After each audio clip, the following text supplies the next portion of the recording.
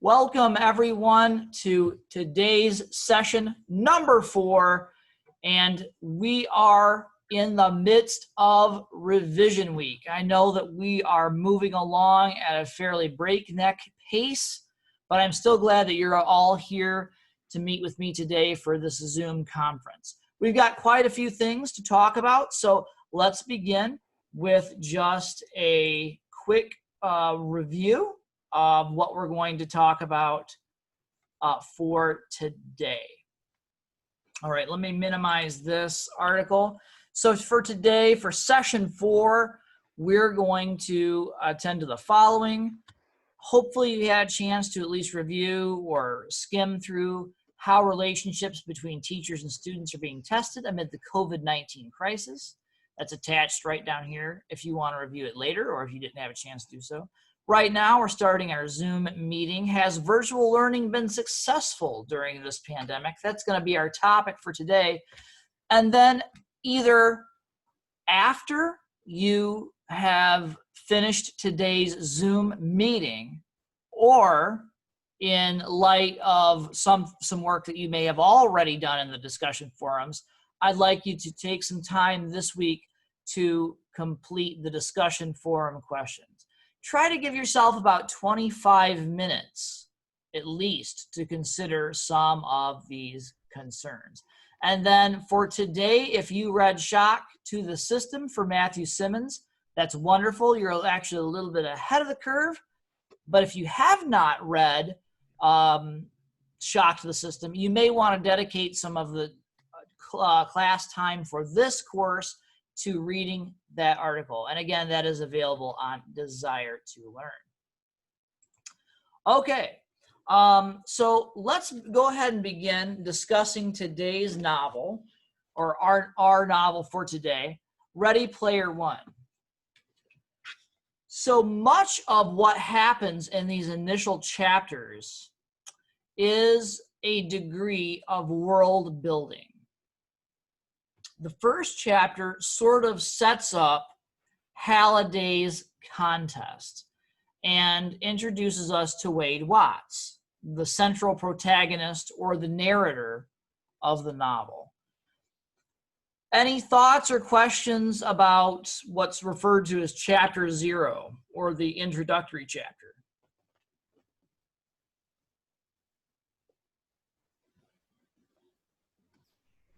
No, it seemed pretty straightforward in my opinion. Okay, all right.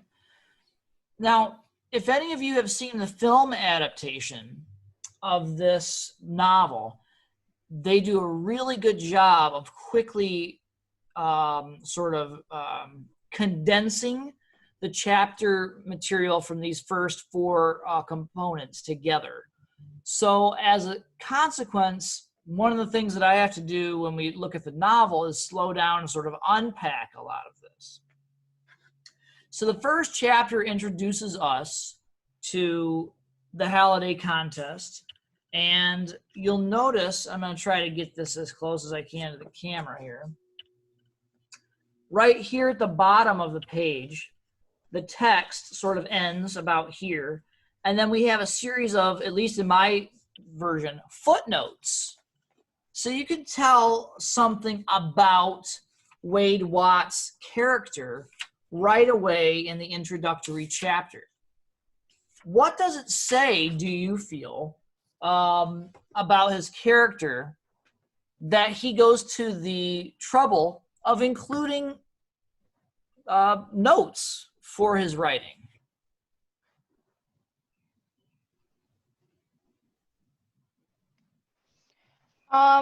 That a lot of people who are reading the book do not necessarily know what any of that stuff is. Absolutely. So number one, he does care enough about us as a group of readers to then slow down in the process and explain what's happening and what some of the references are that he is using in order to sort of ground us in a just a conversation about what's happening in his world. Excellent. What else? What other points of personality can we pick up from Wade Watts? What else might it say that he's taking the time to deliver some footnotes to us as a reader?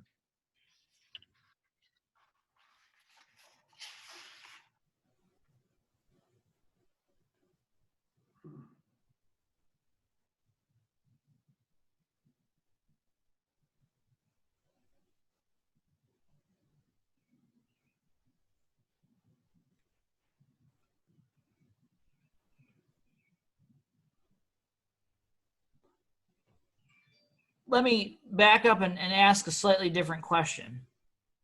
What kind of writing do you normally see when you encounter a footnote? Or where do you normally see footnotes in writing? As some sort of citation? Yeah, some sort of citation, absolutely.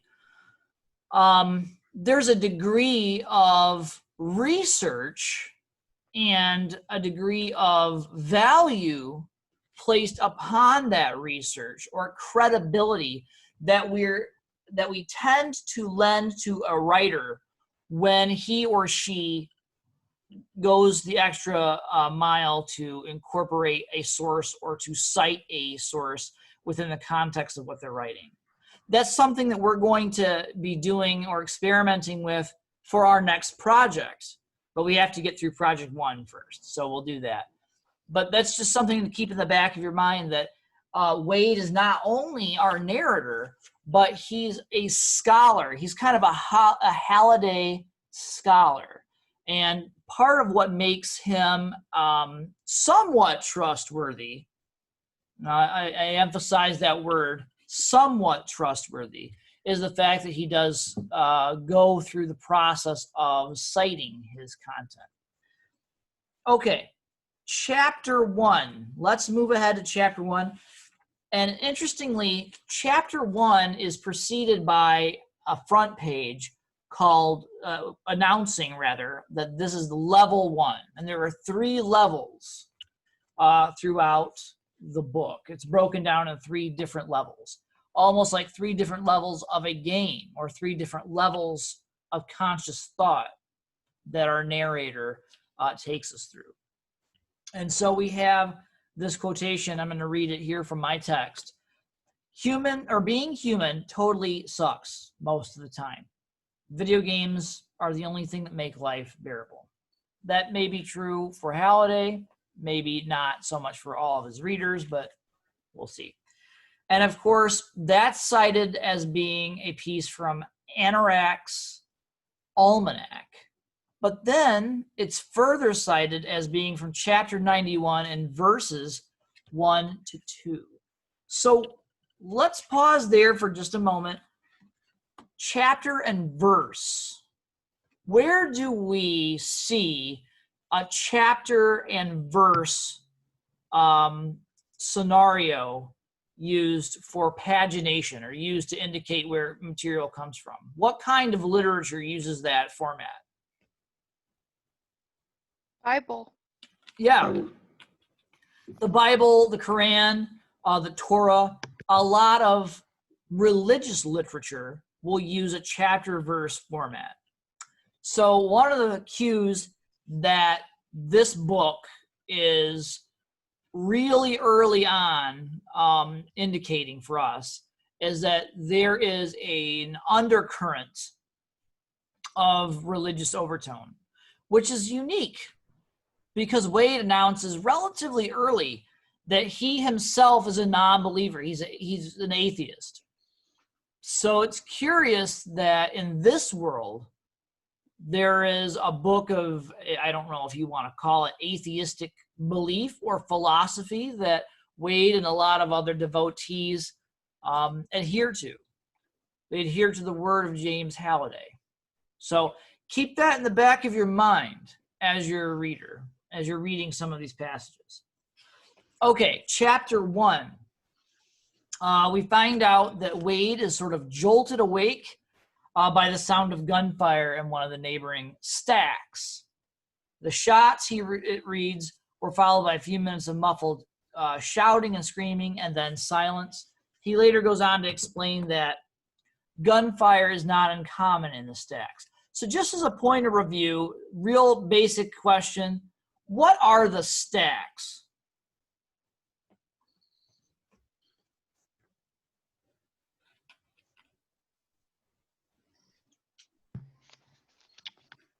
The slums. Yeah. The stacks are an area of their slums. They're economically depressed areas. They used to be traditional trailer parks, but as time and population necessitated, they would actually mount one set of trailers or mobile homes on top of another, and then another sequentially until they had sort of a skyscraper-like appearance. But they were actually just large towers of mobile homes welded together. We learn a little bit later that he is located in Oklahoma City, which is quite different from the film. The film starts us off in Columbus, Ohio, in the Midwest. But Wade's out there, to use sort of the Mark Twain idea of the West. He's out there on the edge of the peripheries, the territories, so to speak, much like that other great narrator, first-person narrator, Huck Finn, if you've ever had occasion to read that novel. I would argue that in many ways, Huck Finn, that in terms of its structure, both as a book and as a narrative figure within the text, is very similar in many ways to a character like Wade Watts. First of all, he is principally a teenager.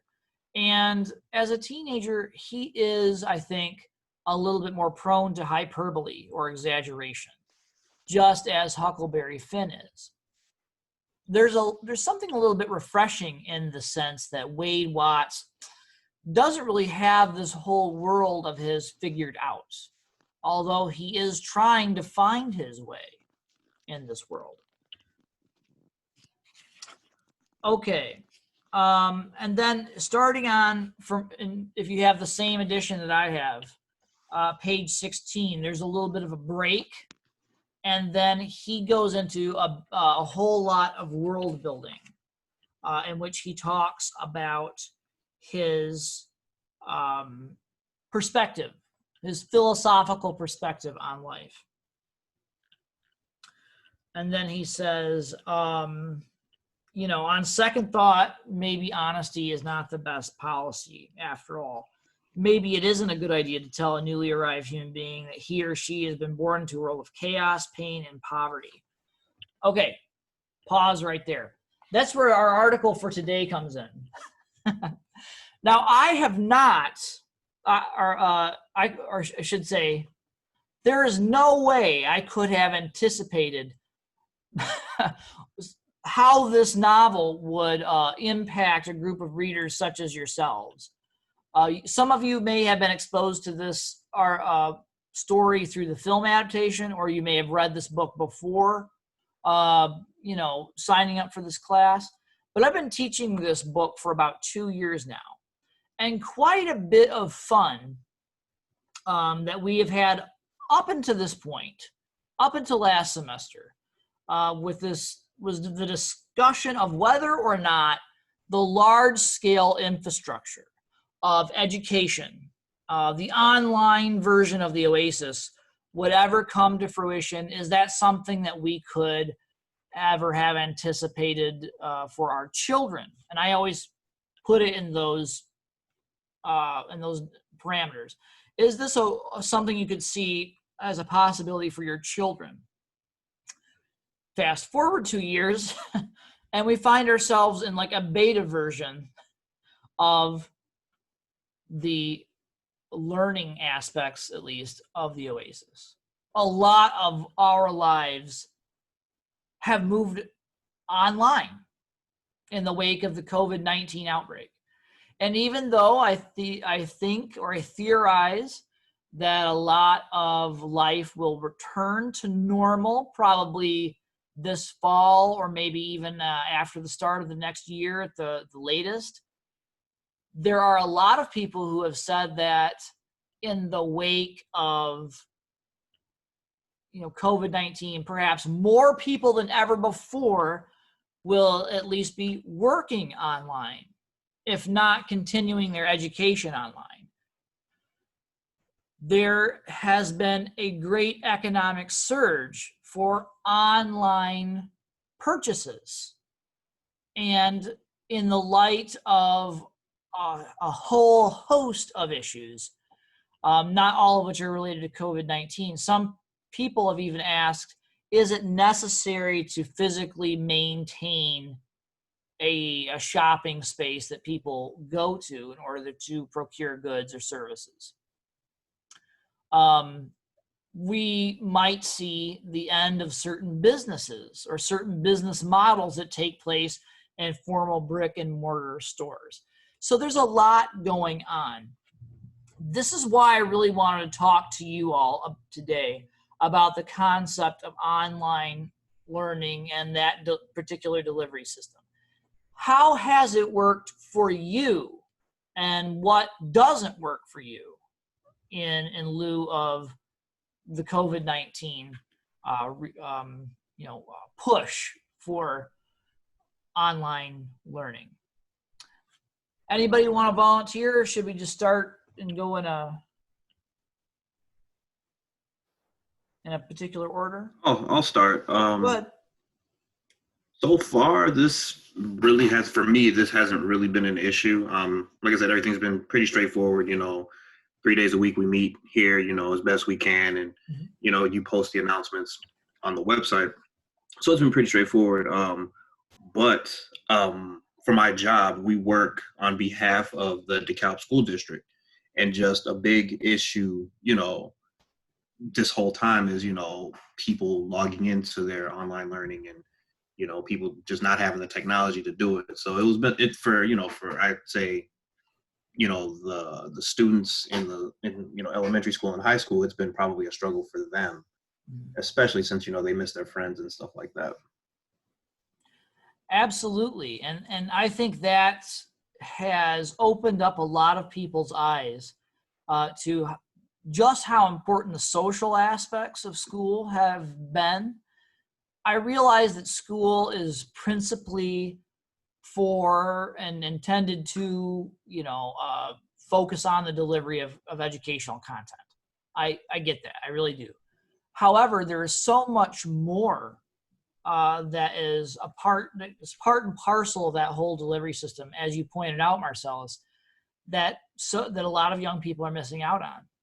There are also, I'll just put this out there, there's also a certain degree of fear or trepidation, I think, because school is one of those entities in our society that can hold accountable things or issues like individuals being responsible for physical abuse, issues like, and again, these are extreme examples, but issues like nutrition, issues like psychological well-being. All of those things can be sort of checked and, facilitate, and missing elements can be facilitated through the school. But when you're not able to check in with your students person to person, or when they may just not check in at all with you, there is a real difficulty there in ensuring the well-being of all students. Mm-hmm. And I think that's a really good point to bring up.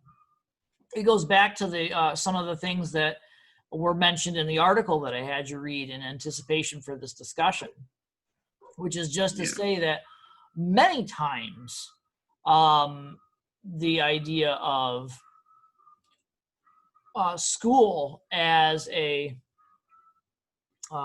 socialization tool is just as important as the academic aspects. So I think that's a good point that you bring up. Sorry, my mouse is floating around here. Let's move that off the side. Okay, very good. Thomas, how about yourself? How has learning online impacted you, or how have you adjusted to this new reality?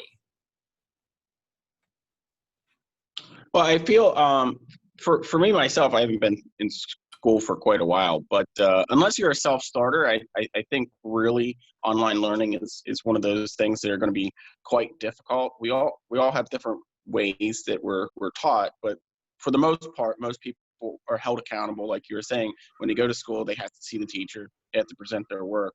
Here, you just submit it, and if you don't do it, the repercussion is just a grade and not really disappointing somebody. Yeah. That's another great insight. You have to be sort of a self-starter. And to go back to the book and tie your comments into the text a little bit, one of the things that we learn about Wade Watts in these first 4 chapters is that he didn't always attend school in the Oasis. He was a kind of social misfit in many respects, but he was highly intelligent. And I think it's interesting that in this world, it was sort of a boon or a real benefit to attend schools in the Oasis, because at that point you were driven by the traditional school system, which he describes, again, this is Wade Watts, a teenager now, he describes the traditional school system as having been a failure for several decades, which if you calculate his projected date of birth and work backward, that would right now would be the time where the school infrastructure would be collapsing. So I'm not sure if that's a predictive thing that Cline was able to maybe just think up, or if he did some research, or it's just happenstance. Obviously, there are no pandemics that have been discussed up to this point in the book, but he does suggest that he's a self-starter. He is really engaged in the pursuit of his own academic interests. And it's really important, I think, that you point that out, Thomas, because even in the past, when I used to work in education and I was the head of online instruction for a while, I mean, it's going back 10 years now.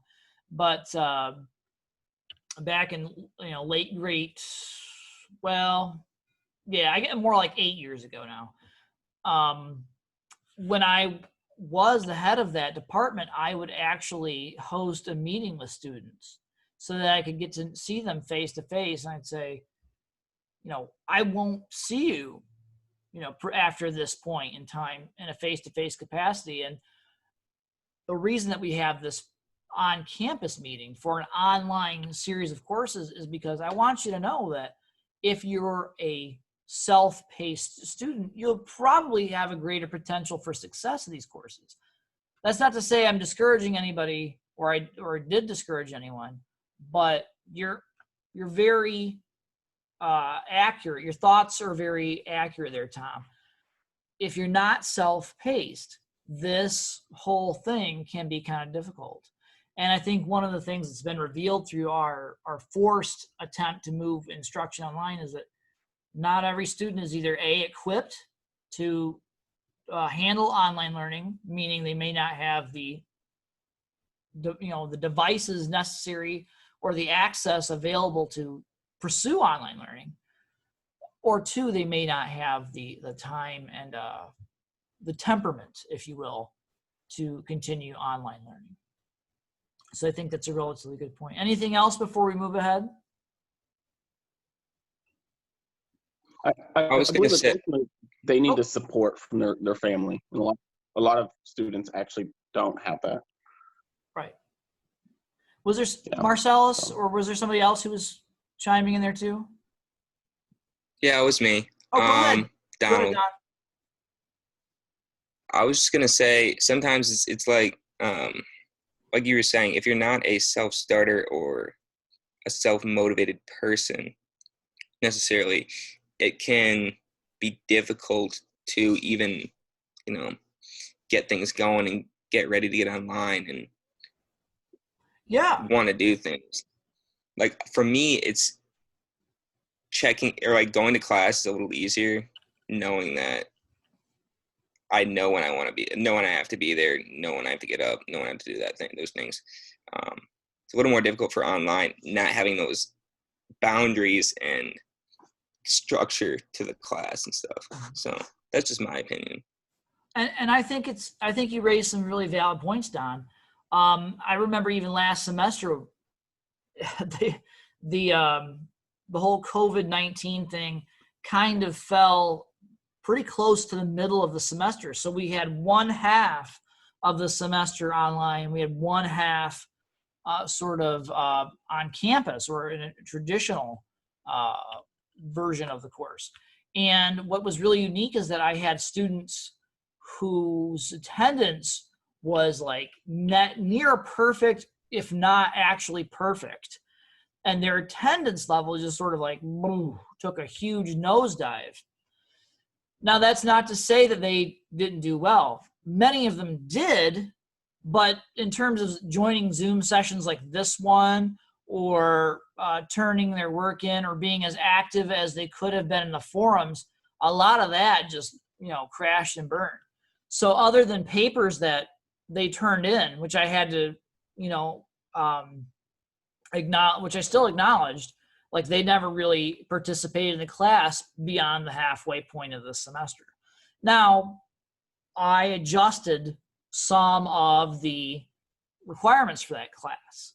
So attendance was very crucial, but I sort of froze their attendance scores where they were in place. And so for a lot of people, even though their attendance didn't necessarily change, their activity in the class did. And I don't think that was as fulfilling of an experience, perhaps, as they had initially hoped it would be. Take that with a grain of salt, I suppose. But yeah, I hear what you're saying. Maddie, how about yourself? Any ideas or thoughts on online learning? For me, online, like the actual classwork hasn't been bad. It was pretty easy to adjust to. Just turn in all your stuff. For me, it was really like the social impact. I felt like at the end of it, like I walked into my high school for the very last time, and I didn't know. So now I feel like I kind of took it for granted. You know what I mean? In a way. Mm-hmm. It was just crazy because we were all really stressed out for the quiz, and then we just didn't know it was our last time being able to like hang out and walk the class together, Yeah, that's really interesting. I've heard so many stories, and I think yours is especially poignant, given the circumstances surrounding that sort of thing. A lot of us have either attended, I think, a college course or maybe even attended an online course or partially online course from last semester. But there are students whose college careers are starting on with these online courses and whose high school careers ended effectively on this really odd beat where, congratulations. I hope, your time in high school has been, productive, and that's it. You don't even get to go back and see anybody. You don't get to go back to the building. You don't get to that sensation of walking across the stage. And I know that in some communities, they're planning on, revisiting those things, those moments when things return to a degree of normalcy. But some communities have had to make the tough decision to just move ahead because they don't know how to, appropriately plan for those kinds of things. And that's a real shame, I think, for a lot of people. So online learning, I think generally from, if I were to take a consensus from what we have heard about, There are certain advantages for online learning.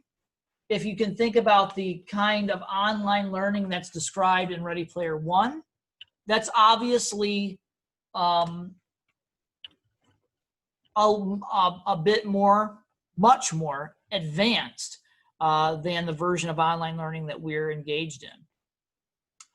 I always asked, prior to this series of events, I always asked my students, is this something that we should even like bother with?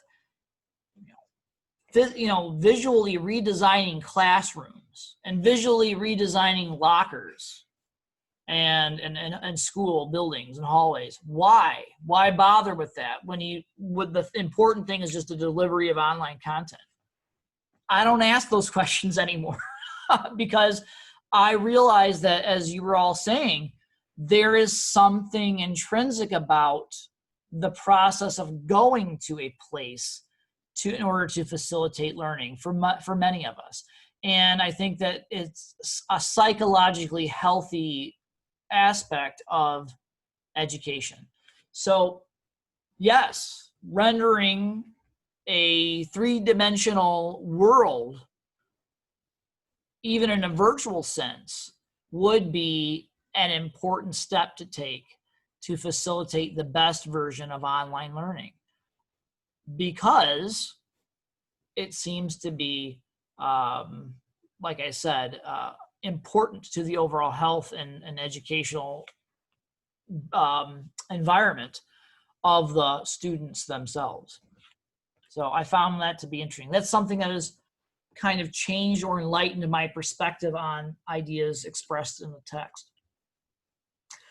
Real quickly, were there aspects of the futuristic version of online learning of the Oasis school system that anybody liked or appreciated in particular? And we'll just start with Marcellus, and then we'll go around again. And Marcellus, anything that you liked or thought was interesting? I've kind of put this in my discussion answer. Okay. But like I said, it seemed like they kind of dealt with the whole bullying aspect of like going to school. They say you can't fight. The system wouldn't allow you to, and also you have the ability to mute any person that you want, and they know that you mute them, so you don't have to listen to anything that they have to say. And I thought that was a pretty clever way to kind of deal with the bullying. I was like, that was a positive aspect of going to school in like an online type of environment like that. Mm-hmm. So that's what I took away from that. Excellent. Those are great ideas, and I'll be certainly be responding to those in the discussion. There's a lot to be said about that, and we'll probably even revisit some of those themes before the end of this week. So very good observations. Thomas, how about yourself?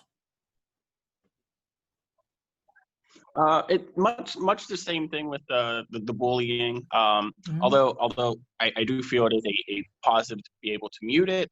At the same time, those bullies aren't able to learn a life lesson as to why they should not be bullying. Instead, they just probably pen up their anger. The second part would be the how they did the enhanced virtual reality where they could actually go places. So I thought that was pretty interesting. Yeah. Those were two ideas that I was definitely going to highlight, but I'm glad you got there first. Yeah, as nice as it is, or as nice as it may have been to occasionally mute someone back in high school, part of the high school experience, I think, is learning to develop coping strategies. Because as life goes on, you're going to work with people that you don't always get along with or see eye to eye with. You're going to have to interact with a supervisor or boss of some type or other. And you need to be able to develop strategies for self-advocacy. And unfortunately, bullying in schools is within certain constraints. The introduction of that process is one of the socialization issues that we garner from attending school, in addition to the academic aspects that we enjoy. So I think it's important to think about that. The other thing that you mentioned is this ability to virtually visit specific areas. So like if you're thinking about an anatomy class, to be able to actually walk around within a virtual version of the human body, or in a historical sense, to visit the actual tomb of King Tut, that would be a marvelous thing, I think. I agree with that. Maddie, how about yourself? Anything that you found to be particularly interesting or compelling about the version of online learning described in the text? I just think that everything, like, no one was expecting any of this to happen. So I think they're doing, like, what they're doing is good, all considering. Like, there was no, like, backup plan and stuff for this. Yeah. No one saw it coming. We've had to kind of think on our feet, so to speak, and I've seen some very creative versions of that being played out online. So absolutely. Don, you've got the last word here. Anything about this that you are curious about or that you want to comment on, either from the text or from real life? I was thinking the bullying thing, but I'll just add a little bit into that. Like you were saying, that's an aspect of like going to school, I guess. I mean, for everybody, if everybody encounters that in some point, whether they're the bully or the one being bullied. So like, if you think about it in the book, like I feel like that'll play a major role. Like muting is not always I mean, if you're able to mute somebody, could be a good thing, like you're saying, but in the long run, you have to develop coping strategies for yourself, really, more than anybody else, to be able to, over the course of your life, deal with those people you don't like and the people that everybody knows you're going to encounter people you like and don't like throughout your life, but it's dealing with them and being tolerant of them that like makes you who you really are, I guess. Yeah. I think the key word that you came up with there is tolerance. And that's something that without school, without the infrastructure of school, we can't be certain that people around us think about or practice. But school and formal schooling does ask us to develop strategies to become more tolerant and more understanding. So I think, again, that's another key that perhaps life in the Oasis may not provide students of this fictive future. Okay, this has been a great discussion. I hope that if you're watching this in the future, that you're able to think about some of these concepts, and maybe you can even join us later this week if you're not able to do so.